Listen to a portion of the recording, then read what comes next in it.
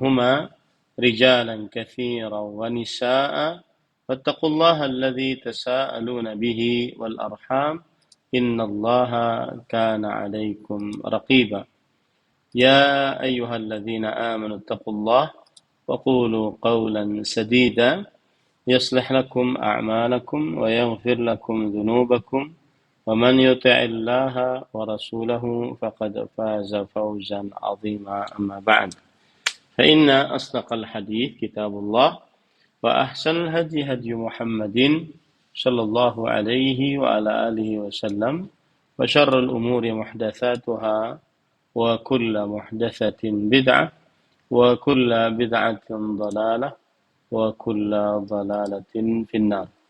Alhamdulillah, kita bersyukur pada Allah Subhanahu wa taala pada hari ini, hari Kamis malam Jumat 25 Rabiul Akhir 1445 Hijriah.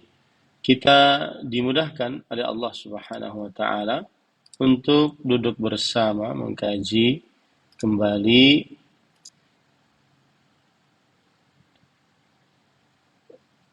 kitab Al-Adhkar wal Adab yang ditulis oleh Fadilat Syekh Dr. Abdul Muhsin bin Qasim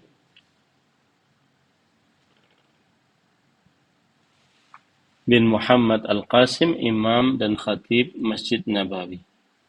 Salawat dan salam semoga selalu Allah berikan kepada Nabi kita Muhammad sallallahu alaihi wa ala alihi wasallam, pada keluarga beliau, para sahabat, serta orang-orang yang mengikuti beliau sampai hari kiamat kelak.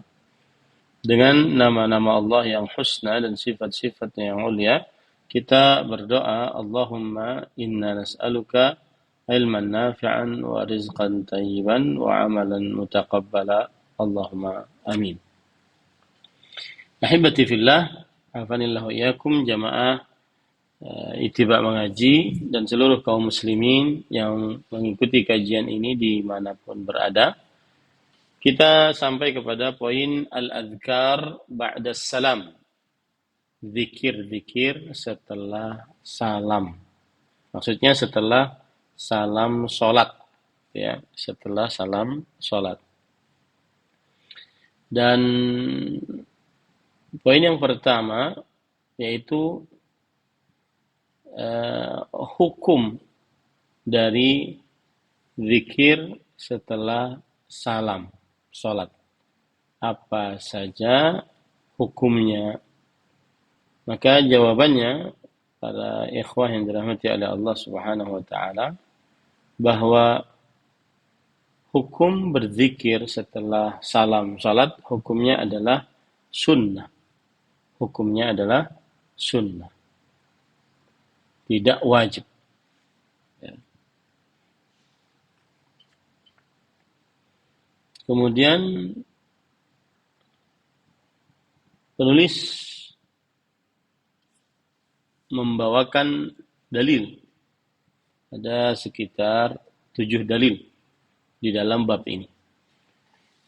Dalil yang pertama, kana an-nabiyyu sallallahu alaihi wasallam idza insarafa من صلاته استغفر ثلاثا وقال اللهم أنت السلام ومنك السلام تباركت يا ذا الجلال والإكرام. Adalah Nabi Muhammad SAW jika telah selesai membaca, telah selesai sholat maksudnya, maka Nabi Muhammad SAW beristighfar sebanyak 3 kali. Kemudian beliau mengucapkan Allahumma antas salam wa minkas salam tabarakta ya dzal jalali wal ikram.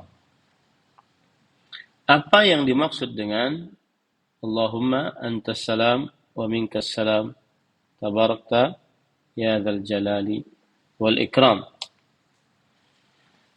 Makna dari hadis ini disebutkan di dalam kitab Aunul Ma'bud, Syarah Sunan Abi Daud dan selainnya. Allahumma antas salam ay minal ma'aibi wal hawadithi wat taghayyur wal afat.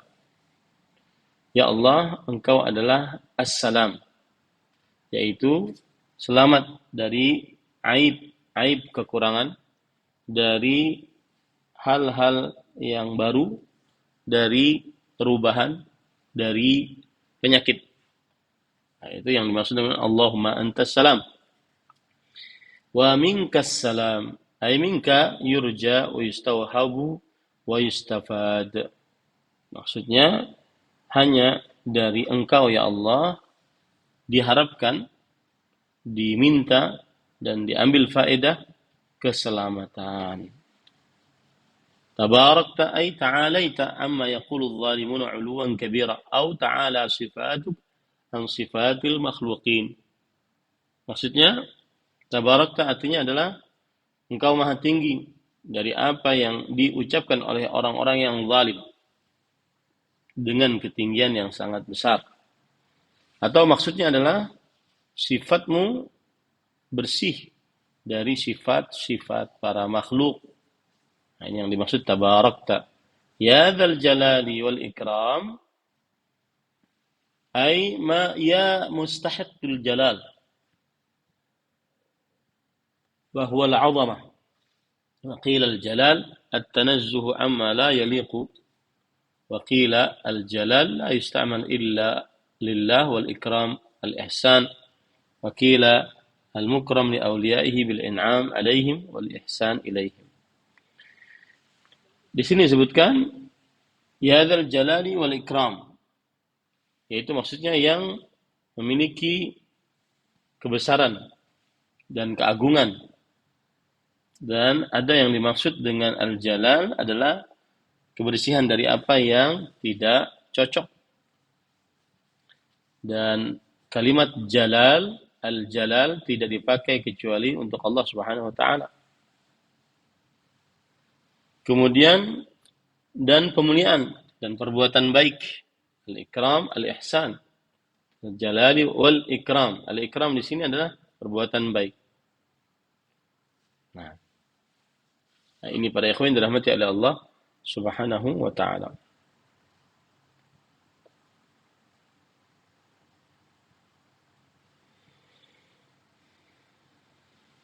Jadi sekali lagi, hadis ini adalah hadis yang menunjukkan bacaan setelah selesai sholat.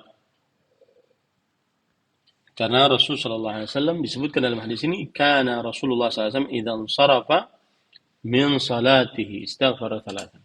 Adalah Rasul sallallahu alaihi wasallam jika telah selesai dari salatnya, beliau beristighfar sebanyak 3 kali.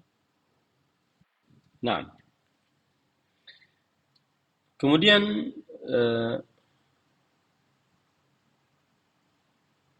apa hikmah dari istighfar setelah selesai sholat? Apa hikmah dari istighfar setelah selesai sholat? Dijawab oleh para ulama. Di antara jawaban-jawaban tersebut adalah bahwa beristighfar setelah selesai sholat dengan cara mengucapkan astaghfirullah, astaghfirullah, astaghfirullah. Sebagaimana yang dikatakan oleh Imam Al-Auza'i rahimahullah. Dan sekali lagi, istighfar ini termasuk dari zikir setelah sholat. Dan hukumnya sunnah, tidak wajib. Maka tidak wajib atasmu untuk menghitungnya dengan jari jemarimu.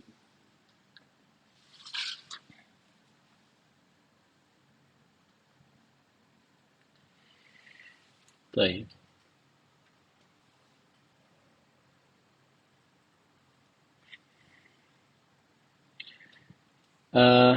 Berkata Syekh Muhammad bin Shalih Al-Utsaimin rahimahullah, al-hikmatu min al-istighfar ba'da as-salah anna al-insan la yakhlu min taqsirin fi as-salat. Hikmah dari istighfar setelah selesai salat bahwa seorang manusia tidak terlepas dari kekurangan di dalam pelaksanaan sholatnya. Falihada syuri'a lahu an yastaghfira thalathan. Oleh sebab itulah disyariatkan untuknya beristighfar sebanyak 3 kali. Kemudian mengucapkan Allahumma antas salam, minkas salam, tabarakta ya dzal jalali wal ikram. Nah, ini salah satu hikmah yang dibawakan oleh Fadilat Syekh Muhammad bin Saleh Al-Utsaimin rahimahullah ta'ala.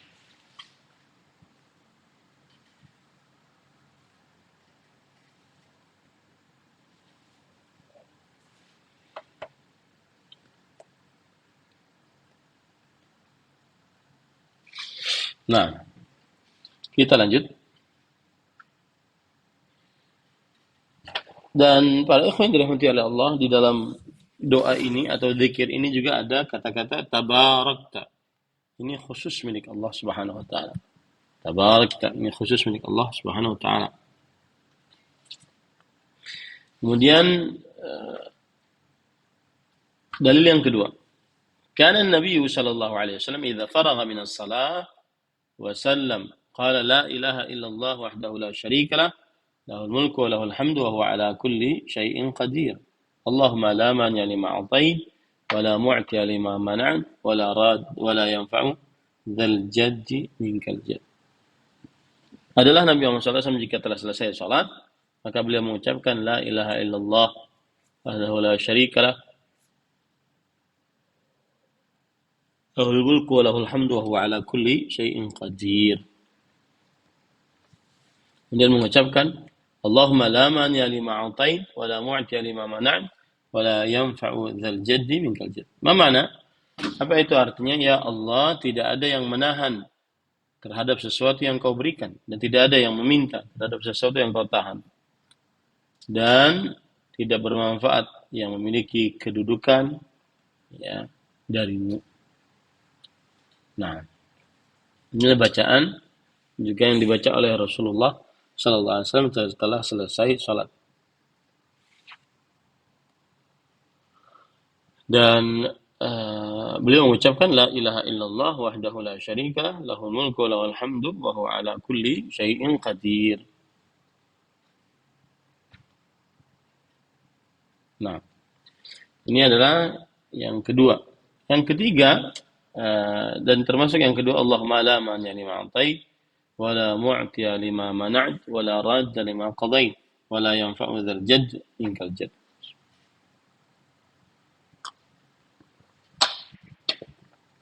Nah,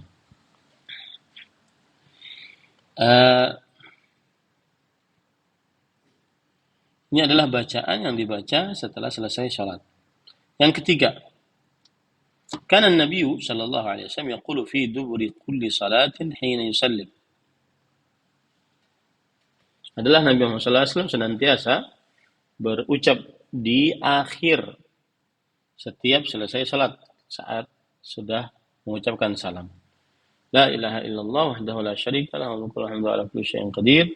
La haula wa la quwwata illa billah. La ilaha illallah wa la na'budu illa iyyah. Lahun ni'mah wa lahul fadl wa lahul thana'ul hasan. La ilaha illallah mukhlishina lahuddin walau karihal kafirun.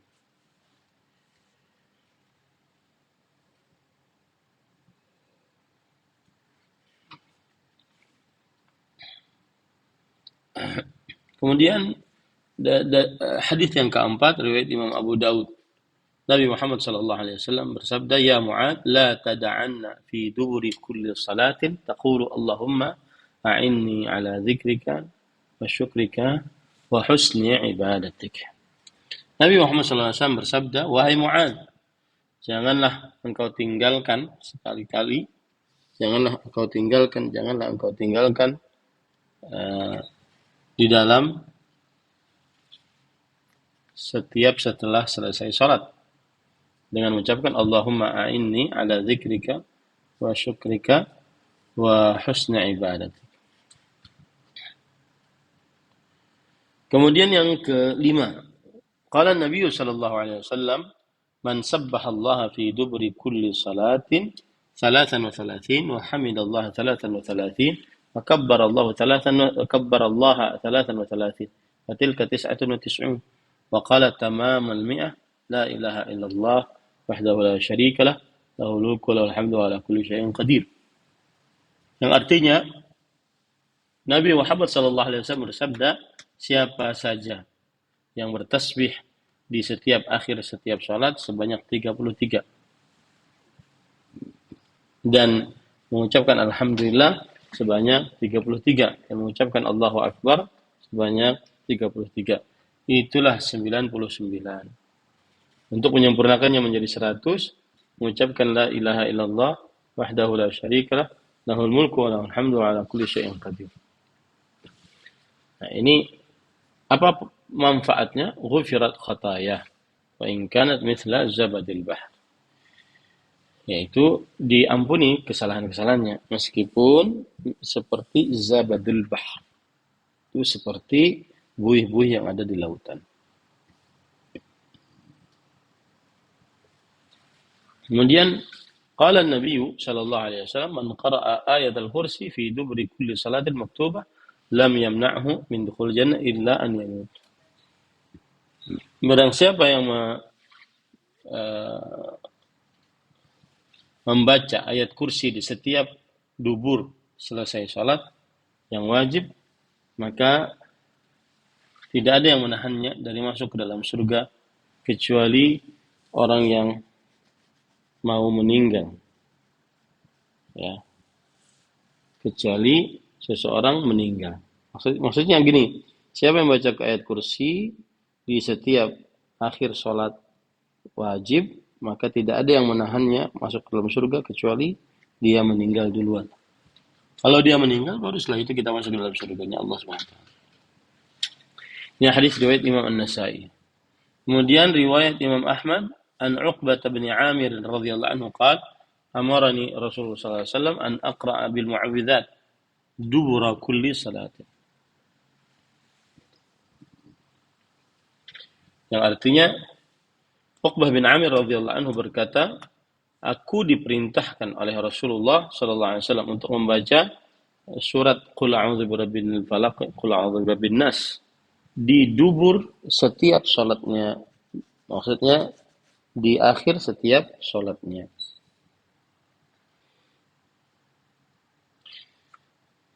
Kemudian pada ikhwah yang dirahmati oleh Allah Subhanahu wa taala, jadi bagaimanapun kita sudah mempelajari bahwa tidak boleh meruqyah dengan cara minta bantuan kepada jin.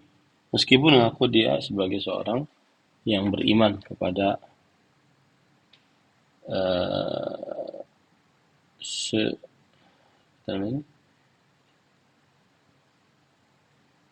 jadi kalau seseorang membaca mu'awwidzatan di setiap dubur setiap salat, maka ini adalah perintah dari Rasul sallallahu alaihi wa ala alihi wasallam. Nah, para ikhwan yang dirahmati oleh Allah, bacaan 7 ini bisa dibaca di balik-balik. Bisa dibaca di balik-balik. Tidak mesti harus sesuai dengan urutan seperti ini. Ya. Itu satu. Kemudian yang kedua,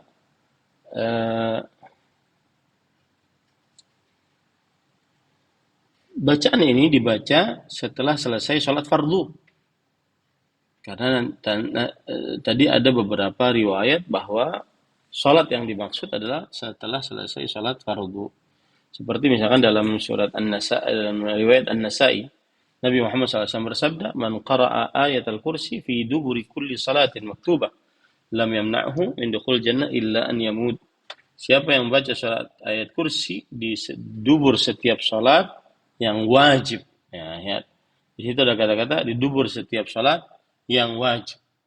Maka tidak menahannya dari masuk surga kecuali ia meninggal dunia.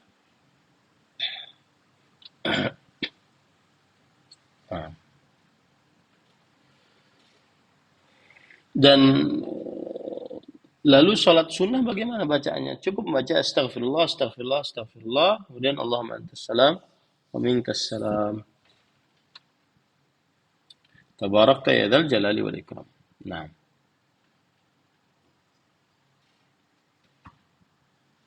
Baik. Sekarang kita masuk kepada nomor ke-18. Doaul qunut. Doa kunut. Kunut yang dimaksud adalah tul qiyam fi shalah. Secara bahasa, kunut adalah panjangnya berdiri, lamanya berdiri dalam salat. Lamanya berdiri di dalam salat. Baik.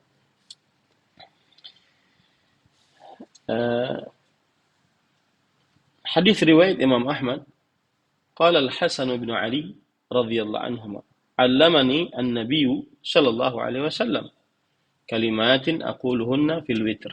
Allahumma ihdini fi man hadait wa afini fi man afait wa tawallani fi man tawallait wa barik li fi ma a'tait wa qini syarra ma qadait fa innaka taqdi wa la yuqda 'alaik innahu la yadillu man walait tabarakta rabbana wa ta'ala.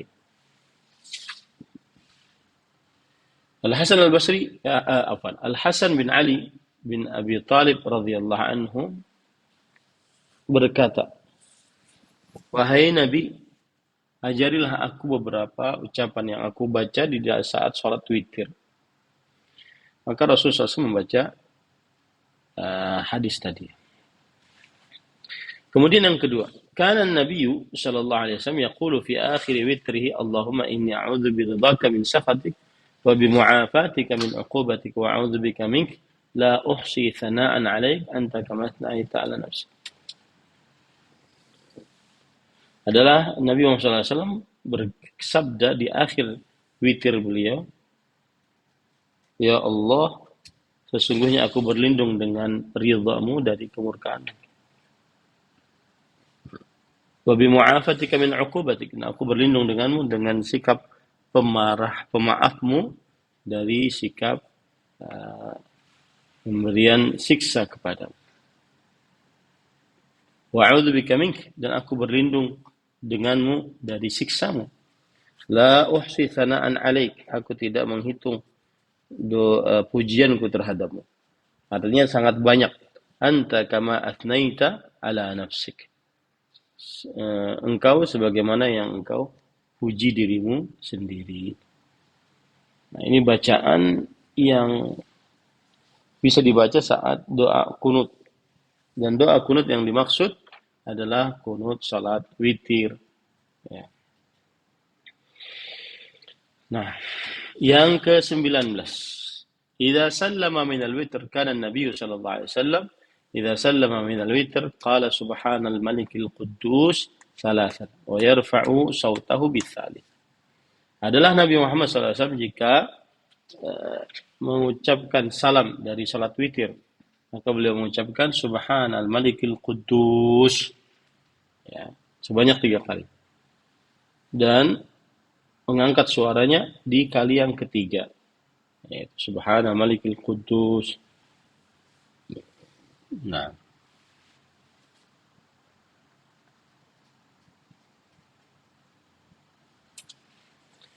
baik. Kemudian yang ke-20, yaitu al-istikharah. Istikharah adalah meminta kebaikan. Meminta kebaikan. An Jabir bin Abdullah radhiyallahu anhuma qala kana an-nabiy sallallahu alaihi wasallam yu'allimuna al-istikharata fil umuri kama yu'allimuna as-surata min al-Qur'an. Yaqulu idza hamma ahadukum bil amri falyarka' rak'atayn min ghairi al-fariidah. Thumma liyaqul Allahumma inni أستخيرك بعلمك وأستقدرك بقدرتك وأسألك من فضلك العظيم فإنك تقدر ولا أقدر وتعلم ولا أعلم وأنت علام الغيوب. Nah, dari Jabir bin Abdullah radhiyallahu anhu, beliau bercerita adalah Rasulullah SAW sering mengajari kami istikharah dalam segala perkara, sebagaimana pelatih telah mengajari kami dari Al-Quran. Kemudian beliau bersabda, jika salah seorang dari kalian ingin mengerjakan sesuatu, maka hendaklah dia salat 2 rakaat tanpa ada salat wajib. Liyarka' raka'atain min ghairil fadilah. hendaklah dia salat 2 rakaat tanpa salat wajib. Kemudian ia berkata, Allahumma inni astakhiruka bi'ilmi wa astaqdiruka biqudratik wa as'aluka min fadlika al-'azim fa innaka taqdiru wa la aqdir wa ta'lamu wa la a'lam wa anta 'allamul ghuyub. Nah,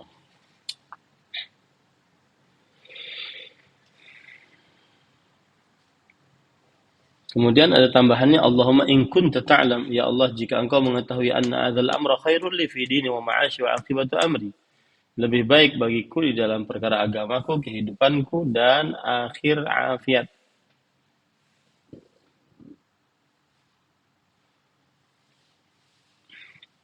Kemudian Nabi Muhammad SAW bersabda, ajilu amri wa ajilihi, faqdurhu li wa yassirhu li, thumma barik li fihi.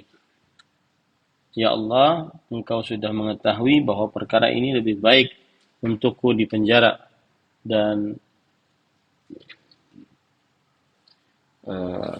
di dalam kehidupanku, kemudian juga di akhir kehidupanku. Kemudian beliau bersabda, ajilu amri wa ajili, yaitu perkara yang jauh akan datang atau yang baru. Faqdurhu li wa yassirhu li thumma barik li fihi. Maka uqdurhu li artinya jagakanlah untukku, wa yassirhu li dan mudahkanlah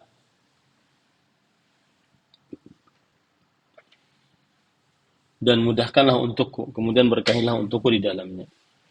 Wa in kunta ta'lam anna hadzal amra syarrun li fi dini wa ma'ashi wa 'aqibatu amri aw qala fi 'ajili amrihi wa ajilihi fasrifhu 'anni wasrifhu 'anhu faqdur liyal khaira haitsu kan thumma ardini bihi wa yusammi hajatahu. Itu adalah doa ketika istikharah. Dan istikharah bukan hanya saat ketika kita ingin dilamar oleh seseorang, tetapi istikharah dalam segala macam perkara, ya. Kemudian sekarang yang ke-21, yaitu yang berkaitan dengan seorang yang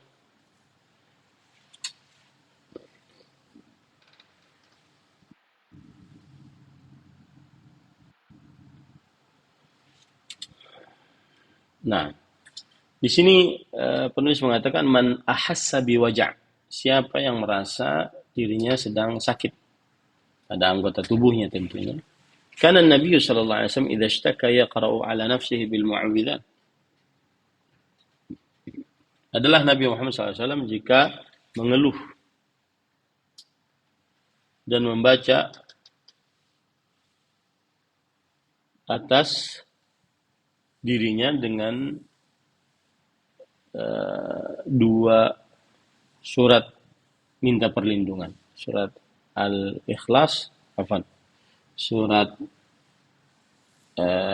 Al-Falaq dan surat An-Nas. Kemudian beliau melakukan nafs. Nafs adalah meludah tanpa air ludah. Nah ini Rasulullah SAW kalau sakit beliau meruqyah diri beliau sendiri. Rasulullah SAW kalau sakit beliau meruqyah diri beliau sendiri. Kemudian dari Utsman bin Abi al-As radhiyallahu anhu, annahu syaka ila Nabi sallallahu alaihi wasallam waja'an yajidu fi jasadihi mundu aslam, faqala lahu Nabi sallallahu alaihi wasallam dha' yadaka ala alladhi ta'allama min jasadik wa qul bismillah thalathan wa qul 7 marrat a'udzu billahi wa qudrati min syarri ma ajidu wa uhadzir. Nah, suatu ketika Rasul sallallahu alaihi wasallam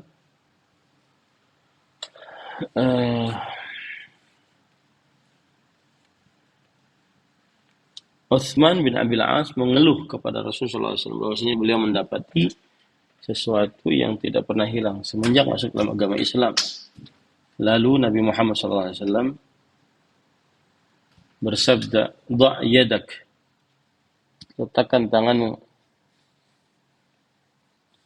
'ala alladhi ta'allama min jasadik, atas yang terjadi dari rasa sakit dari jasadmu, dan ucapkanlah bismillah sebanyak 3 kali, kemudian ucapkanlah sebanyak 7 kali a'udzubillah wa qudratihi min syarri ma ajidu wa uhadir.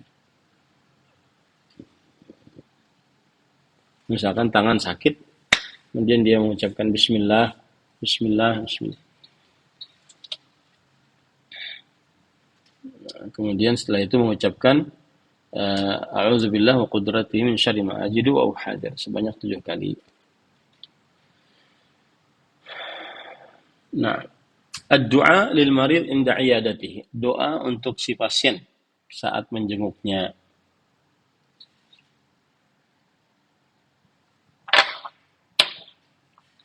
Kana Nabi sallallahu alaihi wasallam idza dakhala ala maridin ya'uduhu faqala lahu la ba'sa tahurun insyaallah. Adalah Nabi Muhammad SAW jika menjenguk orang sakit, maka beliau mengucapkan la ba'sa tahurun insyaallah. Kenapa demikian? Disebut tidak mengapa, suci insyaallah.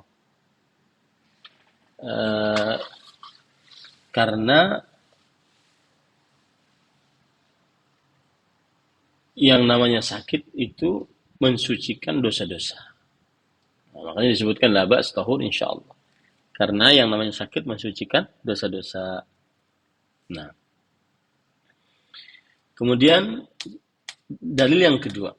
Kana Nabi sallallahu alaihi wasallam yu'awwidhu ba'dha ahlihi yamsahu bi yadihi al-yumna wa yaqul Allahumma rabba an-nas adhhibil ba's ishfi anta syafi la shifa illa shifa'uk shifaan la yughadiru saqama. Adalah Nabi Muhammad SAW, beliau memberikan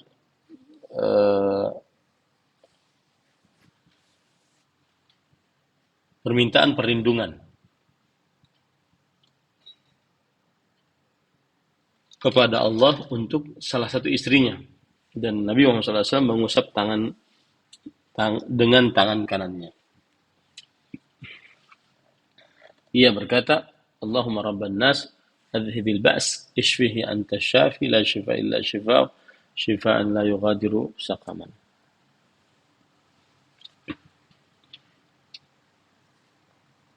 Nah, kemudian bacaan ketika menjenguk orang yang sedang sakit juga, hadis riwayat Muslim. Ata Jibril an-Nabiy sallallahu alaihi wasallam. Jibril alaihi salam mendatangi Nabi Muhammad SAW. Lalu beliau bersabda, Ya Muhammad, ishtakaita? Qala na'am. Qala bismillahi arqiq, wa min kulli syai'in yu'dhik, wa min kulli syarri kulli nafsin aw 'ainin. Allah yashfik, bismillahi arqiq. Nabi Muhammad Jibril alaihissalam mendatangi Nabi Muhammad SAW yang sedang sakit. Kemudian berkata, wahai Muhammad, apa yang engkau rasakan dari rasa sakit? Kemudian si pasien tersebut mengatakan, iya. Kemudian Rasul SAW bersabda, Bismillahi arqiq, dengan nama Allah aku bisa meruqyah. Min kulli syai'in yu'dhik, dari segala sesuatu yang menyiksa. Min syarri kulli nafs aw 'ainin hasid, dan aku berlindung dari keburukan setiap nyawa atau mata yang atau penyakit mata yang hasad. Semoga Allah Subhanahu wa taala mengampuni dosa-dosa.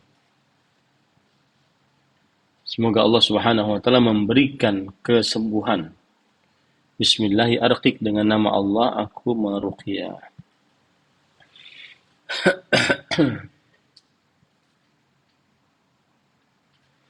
Lalu penulis membawakan dalil, yaitu surah Abu Daud. Hadis riwayat Imam Abu Daud. Man 'ada maridan lam yahdur ajaluh. Barang siapa yang menjenguk orang sakit, maka ajalnya tidak sampai. Maka Nabi sallallahu alaihi wasallam indahu sab'a marar. Nabi Muhammad sallallahu alaihi wasallam mengucapkan sebanyak 7 kali, mengucap as'alullah al-azim rabbal 'arsyil 'azim an yashfiyaka Dengan membaca doa ini, Allah Subhanahu wa taala akan mengampuni orang tersebut dan juga menyembuhkan penyakit dari orang tersebut. Nah, kemudian ma yaquluhul muhtadir. Apa yang diucapkan oleh orang yang mau sekarat gitu ya, mau meninggal. Dalam hadis riwayat Imam Ahmad, qala Nabi sallallahu alaihi wasallam, man kana akhiru kalami la ilaha illallah dakhalal jannah. Nabi Muhammad SAW bersabda, siapa saja yang ucapan terakhirnya adalah perkataannya, yaitu la ilaha illallah, maka ia masuk ke dalam surganya Allah Subhanahu wa taala. Nah, sekarang kita masuk kepada kitab Al-Janazah. Nah, Al-Janazah panjang. Insyaallah taala kita akan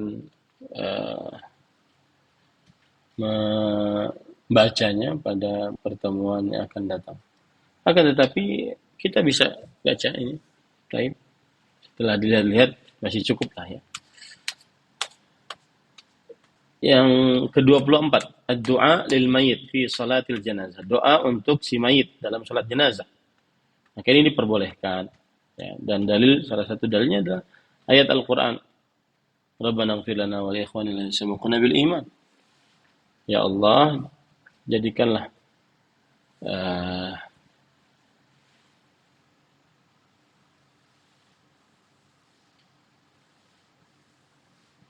ya, yang jelas doa untuk si mayit di dalam salat jenazah, ya. Doa untuk si mayit dalam salat jenazah. Qala Auf bin Malik radhiyallahu anhu, shalla an-nabiy sallallahu alaihi wasallam ala janazah fa hafidtu min du'ahi wa huwa yaqul Allahumma ighfir li lahu warhamhu wa'afihi wa'fu anhu wa akrim nuzulahu wasi' madkhalahu waghsilhu bima'ith thalj wal barad. Nah. Wa abdilhu khairan min darih wa ahlan khairan min ahlihi wa zawjan khairan min zawjihi. Wa adkhilhu al-jannah wa a'idhu min 'adzabil qabr wa min 'adzabin nar. Nah, ini doa-doa yang bagus dibaca saat menjenguk orang, doa yang dibaca saat orang yang meninggal, kemudian kita mendoakannya. Seorang yang meninggal tersebut, lumayan panjang doanya. Kemudian setelah meninggal terjadi ta'ziyah. Ta'ziyah adalah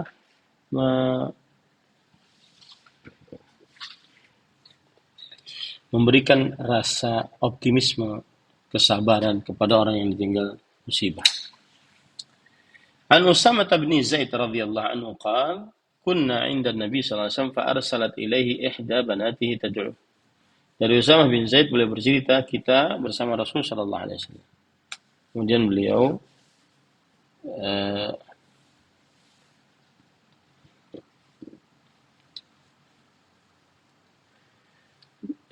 kunna 'inda Nabi sallallahu alaihi wasallam fa arsalat ilaihi bi ihda banatihi tad'u.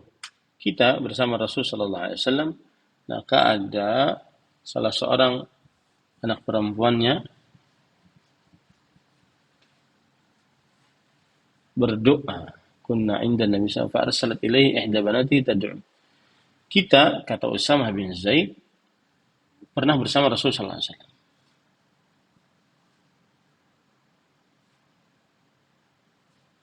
Kemudian salah seorang anak perempuan beliau memanggil Nabi Muhammad SAW. Wa tukhbiruhu anna sabiyan laha atau ibnan laha fil maut.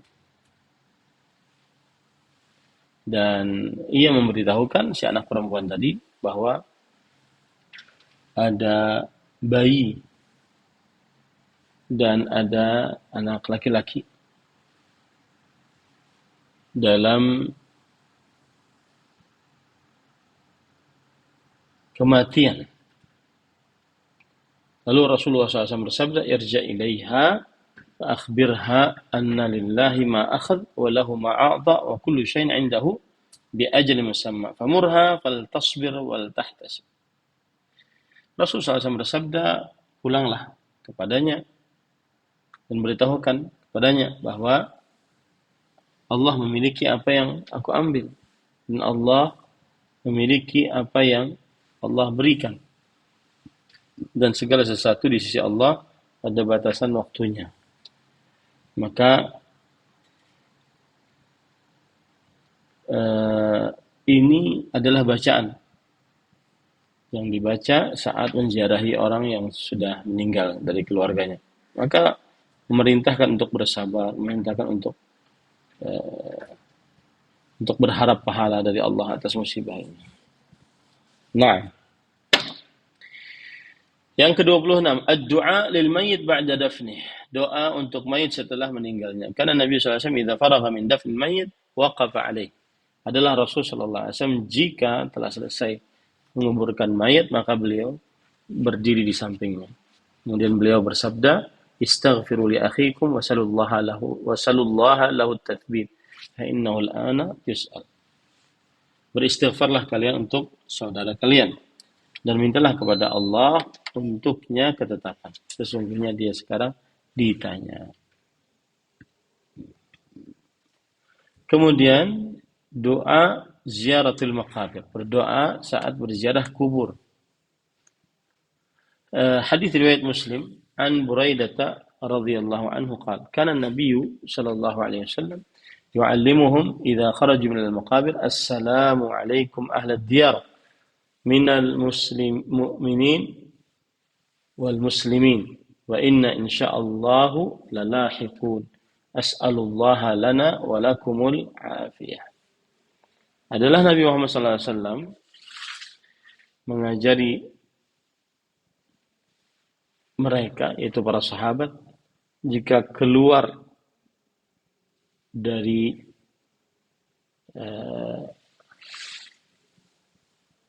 jika masuk ke dalam kuburan-kuburan,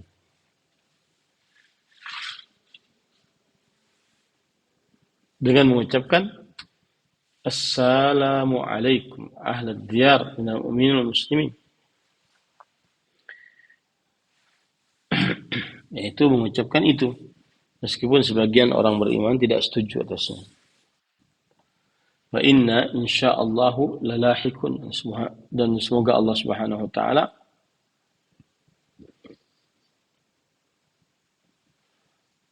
dengan kehendak Allah Subhanahu wa taala maka kami akan menyusul. As'alullah lana wa lakumul afiyah. Semoga Allah Subhanahu wa taala memberikan kepada kita dan kepada semuanya al-afiyah, keselamatan.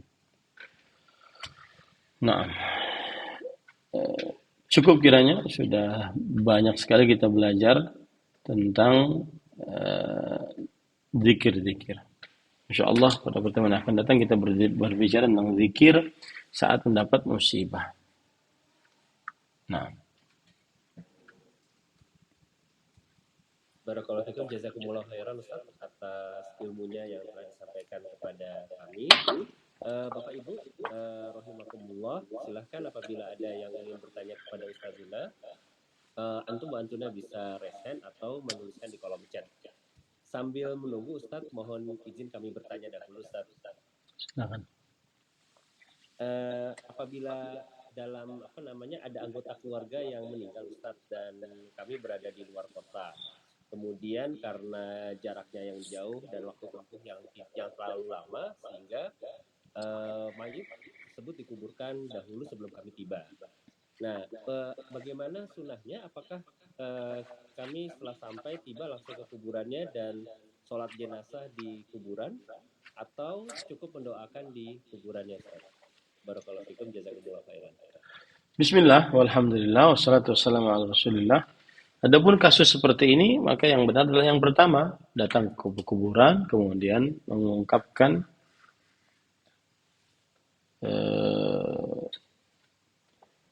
apa yang bisa dia ungkapkan, ya.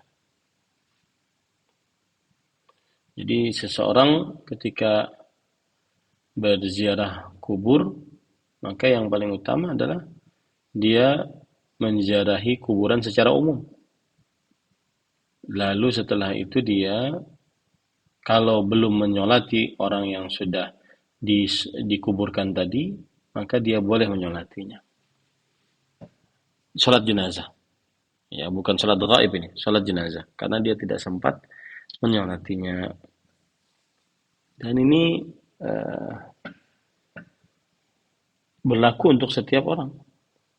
Apabila seseorang ketinggalan untuk menyolatinya, maka dia berhak untuk mensolati di kuburannya. Wallahu a'lam. Jazakumullah khairan Ustaz atas penjelasannya, alhamdulillah menjadi paham bagi kami.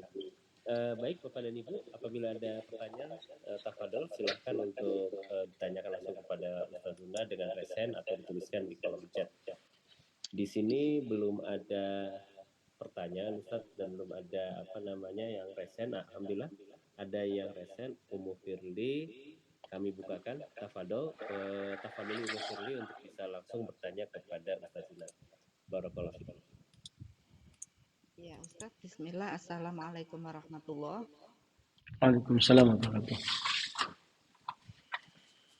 Terkait dengan menjenguk orang sakit Ustaz, dengan 70.000 malaikat yang mendoakan kita ketika kita menjenguk di pagi hari, maka kita akan didoakan 70.000 malaikat sampai sore hari, dan begitu juga sebaliknya. Yang menjadi pertanyaan, apakah ini berlaku ketika kita juga menjenguk mungkin tetangga kita yang Nasoro, terus kita jenguk seperti itu, apakah tetap ada pahala yang dari 70.000 malaikat untuk kita seperti itu Ustaz? Barakallahu fiik, jazakallahu khairan.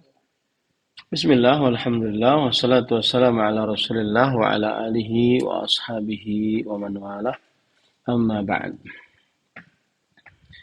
Ada beberapa hadis yang tadi disebutkan tentang keutamaan menjenguk orang yang sakit. Di sana disebutkan adalah seorang muslim. Karena lafaznya berbunyi begitu. Ma min muslimin ya'udu musliman.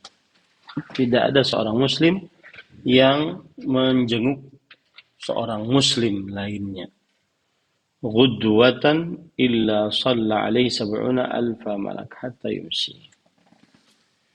Di pagi hari, melainkan ada 70.000 malaikat yang akan bersolawat atas orang tersebut sampai sore.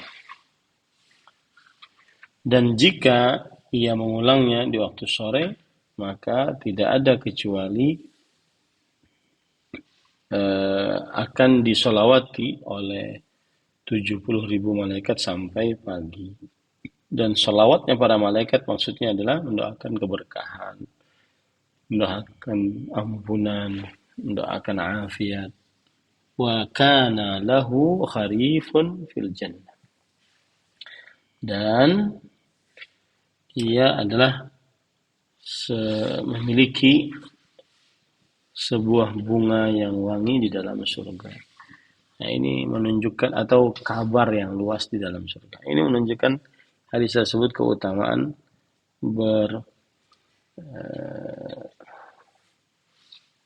menjenguk orang yang sakit. Tetapi kalau yang dijenguk adalah orang kafir, bagaimana? Maka para ikhwan dirahmati oleh Allah Subhanahu wa taala, menjenguk orang kafir, ditanya Syekhul Islam Ibnu Taimiyah rahimahullah taala tentang menjenguk orang kafir. Maka beliau menjawab, iyadatuhu fala ba'sa biha. Menjenguknya tidak mengapa. Fa innahu qad yakunu fi dzalika maslah li ta'lifihi 'al-Islam. Kadang itu menjadi penyebab dia masuk dalam agama Islam. Fa idza mata kafiran faqad wajabat lahun nar. Dan jika ia meninggal dalam keadaan kafir, maka wajib baginya untuk mendapat mendapatkan nerakanya Allah Subhanahu wa taala. Lihada la yusalla alaih. Oleh sebab itulah tidak disalatkan atasnya. Nah, Jazakumullah khairan Ustaz atas penjelasannya, semoga menjawab dan menjadi jelas buat Ibu Umu Firly. Di sini sudah ada yang masuk kepada kami dua pertanyaan. Kami bacakan yang pertama dulu Ustaz, dari Bapak Yuliadi Purawibawa. Bismillah, izin bertanya Ustadz, apakah boleh sholat jenazah berkali-kali? Ada yang wafat dan banyak yang takziah. Karena musolanya kecil, maka sholat jenazahnya dibagi beberapa shift. Jazakallah khairan atas penjelasannya Ustadz. Barakallah. bismillah, alhamdulillah, wassalatu wassalamu ala rasulillah wa ala alihi wa ashabihi wa man walah, amma ba'd. Para ikhwan yang dirahmati oleh Allah Subhanahu wa taala,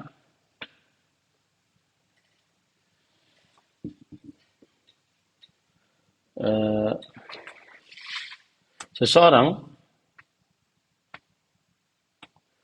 mengulang sholat jenazah atas seorang mayit, maka ini tidak haram. Karena tidak terdapat dalil yang mengharamkannya. Akan tetapi dia adalah cuma makruh, dibenci. Maknanya itu siapa yang sholat di atas jenazah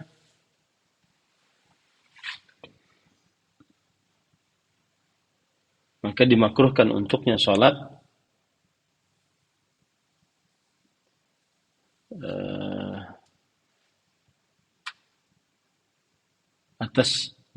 atasnya sekali lagi. Adapun siapa yang belum sholat atas jenazah maka baginya boleh untuk sholat atasnya dan sholat atas selainnya. Nah, jadi hukumnya yang kita kuatkan adalah mengulang-ulang sholat jenazah karena tidak ada keperluan, maka ini tidak dibenarkan. Tapi kalau seandainya ada keperluan seperti tempatnya kecil, pada saat itu diulang imamnya, maka tidak mengapa, dan usahakan imamnya bukan yang sudah sholat bersama jamaah tadi. Wallahu a'lam. Jazakumullah khairan Ustaz atas penjelasannya. Barakallahu fikum. Pertanyaan kedua dari Kang Eka Syakir Ustaz. Bismillah, izin bertanya Ustaz, apa sholat jenazah di kuburan hanya boleh dilakukan pada hari si mayit meninggal atau boleh dilakukan di hari-hari setelahnya? Pas prosesi penguburan sudah selesai tapi si keluarga baru datang. Atau apabila tidak boleh, apa sih syarat-syaratnya yang diperbolehkan untuk menyolatkan jenazah di kuburan Ustaz? Jazakumullah khairan, barakallahu fikum. Bismillah, alhamdulillah, wassalatu wassalamu ala rasulillah wa ala alihi wa sahbihi wa man wala, amma ba'd. Maka jawabannya adalah syarat untuk menyolatkan jenazah di kuburan yaitu jenazah tersebut belum ada yang mensolatinya, atau orang yang mau mensolatinya belum kesempatan untuk disolati, keburu dikubur duluan. Maka sunnahnya adalah seseorang hendaknya ketika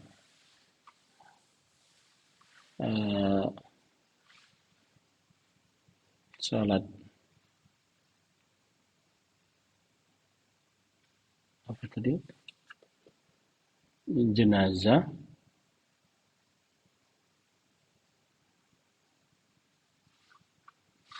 pertanyaannya apa tadi Kang? Bismillah, pertanyaannya kami ulangi Ustaz. Apa sholat jenazah di kuburan hanya boleh dilakukan pada hari si mayit meninggal atau boleh dilakukan di hari-hari setelahnya? Karena prosesi penguburannya sudah selesai tapi si keluarga baru datang Ustaz. Jawabannya boleh di hari-hari setelahnya, tetapi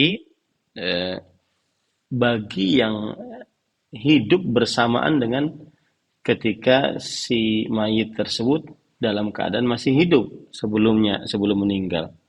Adapun orang-orang yang sudah lama meninggal, yang tidak bersezaman dengannya, maka ini tidak perlu untuk disolati salat jenazah di kuburannya. Nah. Barakallahu fikum, jazakumullah khairan Ustaz atas penjelasannya. Ini ada pertanyaan langsung dari Ibu Ana Zega. Mohon izin kami unmute ya. Tafadholi Ibu Ana Zega bisa langsung bertanya kepada Ustazina. Barakallahu fikum. Bismillah. Assalamualaikum warahmatullahi wabarakatuh. Ustaz, jazakumullah khairan, Bapak moderator. Izin bertanya Ustaz, apakah diperbolehkan di sebuah musola 2 imam?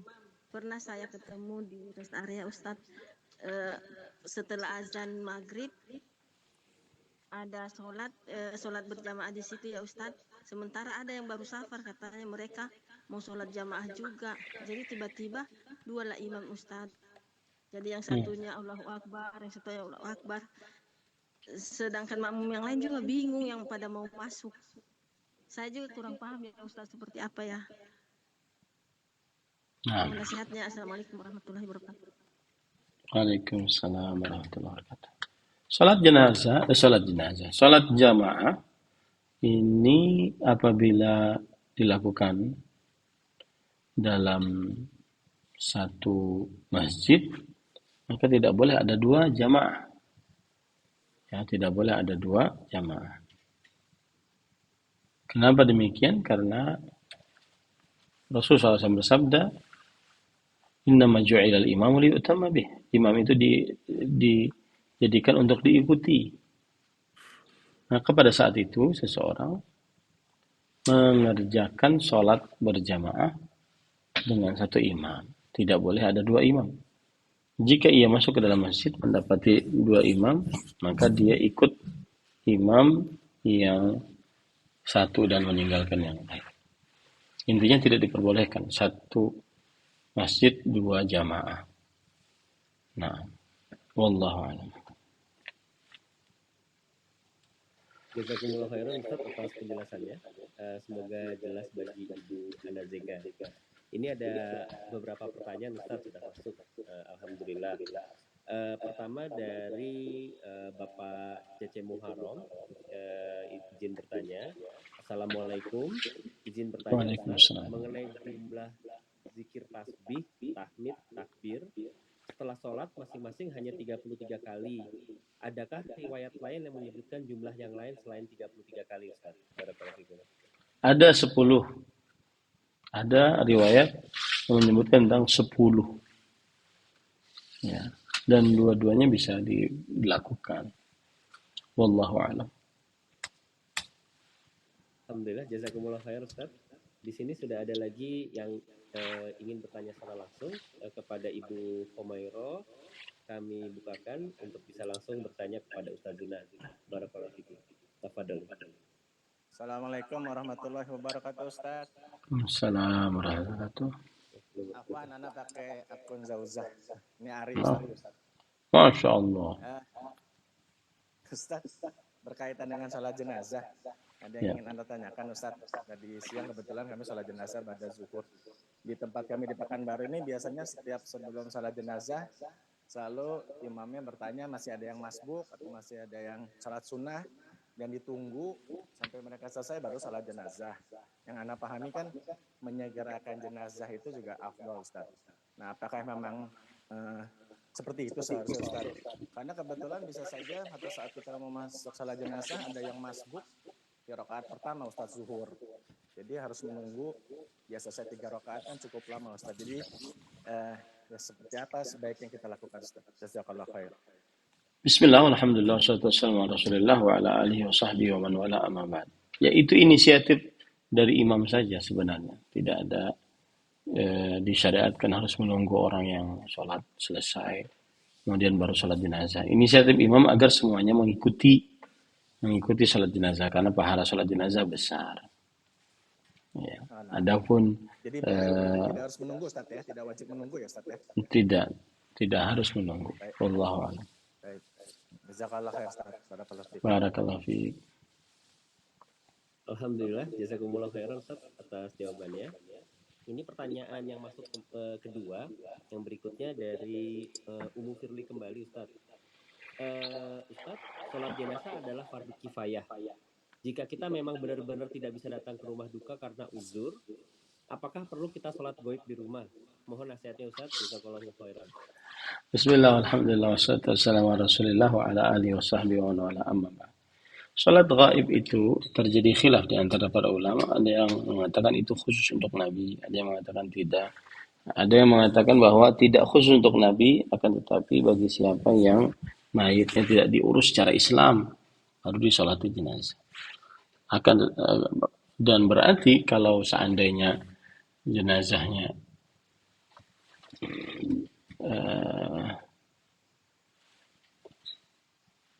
berarti kalau seandainya jenazahnya itu sudah diurus, maka tidak ada salat gaib. Tidak ada salat gaib. Salat gaib apabila tidak ada yang mengurus dari kaum muslimin, maka dia salat gaib. Wallahu a'lam. Nah. Jazakumullah khairan Ustaz atas jawabannya. Berikutnya pertanyaan dari Kang Eka lagi Ustaz, dan ini pertanyaannya kami baca ini menarik ini Ustaz. Bismillah, izin bertanya lagi Ustaz. Afwan di luar tema. Jika kami merawat orang sakit yang sudah tua atau uzur, dan ketika dibacakan ayat kursi atau diruqyah, pasien tersebut malah tertawa Ustaz, dan sedikit membuat takut orang yang baca ayat kursi. Apakah ini memang bisa dianggap pasien ini ada sesuatunya dengan tanda kutip ya Ustaz ya? Mohon saran Ustaz untuk selanjutnya. Barakallahu fikum. Bismillah, alhamdulillah, wassalatu wassalamu ala rasulillah wa ala alihi wa sahbihi wa man wala amma ba'd. Ada beberapa kemungkinan, mungkin orang gila. Ya, mungkin dia kemasukan jin. Ada beberapa kemungkinan. Nah, tapi kalau seandainya dia kebiasaan orang yang meruqyah, kalau orang yang diruqyah itu kerasukan jin, maka berarti memang dia ada yang mengganggunya, baik itu karena sihir, karena ain. Ya. Mungkin ada beberapa kemungkinan, bisa dibacakan Al-Quran malah ketawa. Mungkin orang gila, orang yang tidak waras.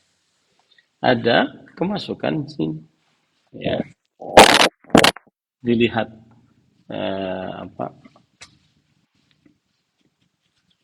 kelakuan setelahnya. Ya. Wallahu a'lam. Alhamdulillah, jazakumullah khairan Ustaz atas penjelasannya. Pertanyaannya tidak ada lagi, tapi kami ingin bertanya juga Ustaz, pada saat takziah, sunnahnya kan membawakan makanan bagi keluarga si mayit Ustaz. Apabila kita tidak sempat membawa makanan bagi keluarga si mayit, apakah ahsan atau baik apabila itu digantikan dengan uang Ustaz? Karena biasanya mereka menyediakan kotak yang ditutup ataupun baskom yang ditutup kain Ustaz untuk uang. Jazakumullah khairan Ustaz. Bismillah, alhamdulillah, wassalatu wassalamu ala rasulillah wa ala alihi wa ashabihi wa man wala amma ba'd. Karena asal hadisnya itu hadis Ja'far bin Abi Talib. Isna'u li ali Ja'far ta'aman fa innahum atahum ayashghuluhum. Buatlah untuk keluarga Ja'far makanan, sesungguhnya keluarga Ja'far sedang mendapati sesuatu yang membuat mereka sibuk, yaitu kematian Ja'far bin Abi Talib. Nah, ini menunjukkan bahwa apabila seseorang mendapati dirinya ketika takziah dia tidak bisa membawa apa-apa, maka tidak mengapa dia bisa memberikan apa saja, yang penting untuk meringankan si mayit. Wallahu a'lam. Jazakumullah khairan Ustaz atas jawabannya dan penjelasannya. Di sini tidak ada pertanyaan lagi Ustaz, dan mungkin karena besok kami mengetahui Ustaz akan melakukan perjalanan safar di amanillah Ustaz, mungkin kita cukupkan. Tapi sebelum ditutup, kami mohon nasihat dari Ustaz Zunnad. Jazakumullah khairan, barakallahu fikum. Assalamualaikum. Bismillah, alhamdulillah, wassalatu wassalamu ala rasulillah wa ala alihi wa ashabihi wa man walah, amma ba'd. Salah satu riwayat yang menarik untuk dipelajari adalah perkataan Abdullah bin Syawdzab rahimahullah. Ijtama'a qaumun fatadzakaru ayyun ni'ami afdal. Orang-orang berkumpul, lalu mereka saling mengingat nikmat apa yang paling afdal yang telah Allah Subhanahu wa taala berikan. Ada seorang lelaki berkata, "Ma satarallahu bihi ba'dana an ba'd." Nikmat Allah yang paling besar adalah apa saja yang Allah Subhanahu wa taala tutupi aib kita dari orang lain. Maka kemudian fayarawna anna qawla dzalika arjah. Maka kaum tersebut akhirnya menganggap itulah pendapat yang paling kuat. Inilah nikmat yang terbesar yang pernah Allah Subhanahu wa taala berikan kepada seorang hamba, yaitu Allah Subhanahu wa taala menutupi aib kita. Kalau seseorang terlihat alim di hadapan orang lain, terlihat saleh di hadapan orang lain, itu sebenarnya tidak lain adalah hasil dari Allah Subhanahu wa taala menutup aib atas dosa-dosa kita. Jikalau Allah Subhanahu wa taala membongkar aib dosa-dosa kita, maka niscaya kita akan sangat-sangat malu. Maka salah satu nikmat Allah yang terus selalu diingat adalah Allah selalu menutupi aib kita.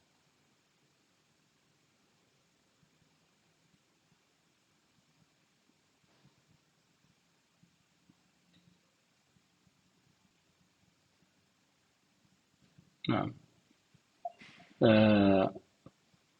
jadi itulah nikmat Allah yang paling besar kepada seorang hamba.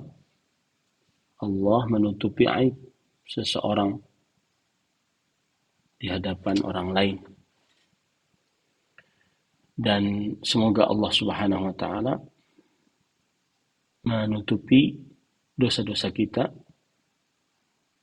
sampai nanti ketika kita berhadapan dengan Allah Subhanahu wa taala di akhirat.